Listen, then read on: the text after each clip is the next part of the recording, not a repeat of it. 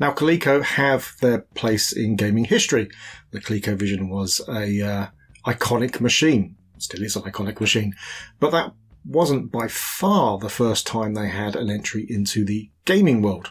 In fact, the machine we're looking at today came out 5 years before.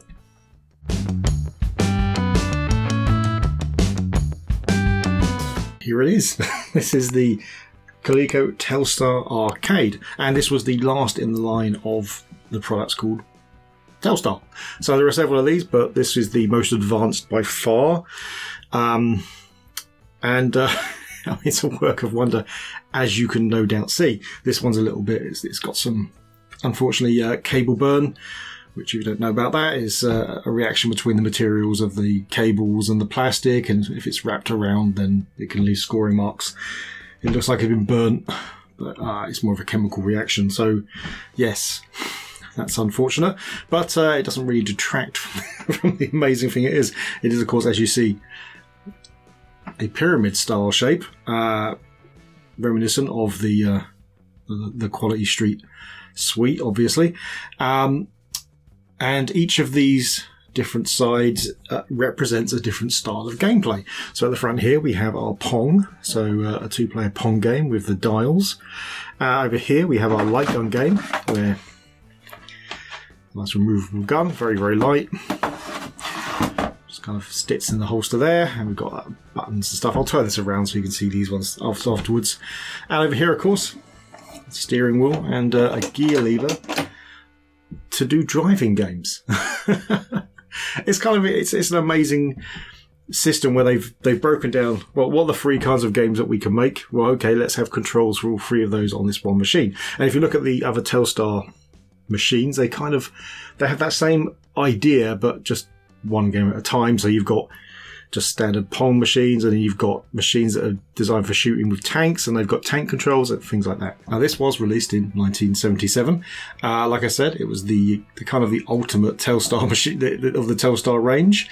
One of the main things, apart from the multitude of controls, is that it was actually cartridge based, and this thing here, which just kind of looks like a label, is the cartridge. So if we pull that out, we'll release, there we go, our wonderful triangular cartridge.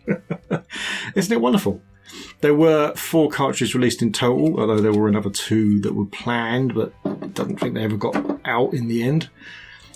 And it's slots back in like that. It's kind of wonderful. Even that is really, really cool.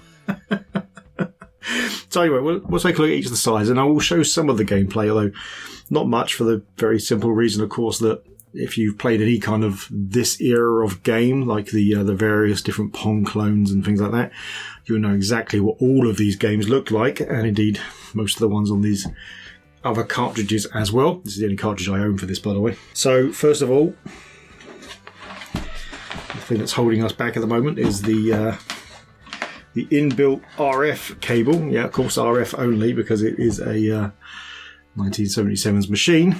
So yeah, again, we've got the Pong controls, so dials and stuff, setting different modes and games and things. And turn it this way. This is our shooting range, so the gun can be taken out for storage. And there we go. So we've got a reset button to start the game. The power is over here as well, an AC adapter. And this remote, I think, was for a second controller rather than a remote control, I think. I don't know exactly. And lastly, we have the driving. So a steering wheel, which is very, very light, but it does work. And this also a light gear lever. Again, it does work though. And of course our fake dashboard. It's a genuinely wonderful machine. It really is. I mean, so much effort into this, just trying to combine as many of these things in as possible, and also making a very, very early cartridge game as well.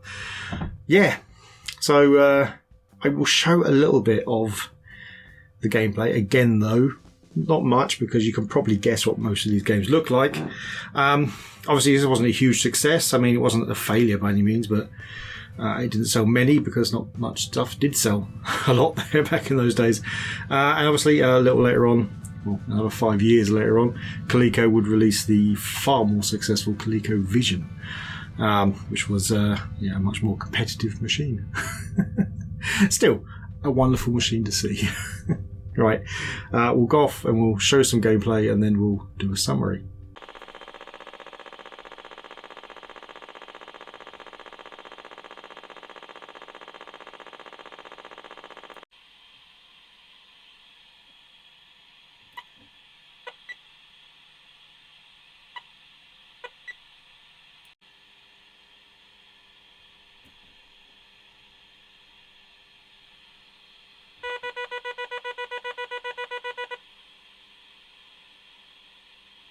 And there we go, the rather wonderful Coleco Telstar Arcade. I mean, it was a fascinating machine. They were throwing everything at the wall at this point in time, just trying to catch this newfangled electronic game market.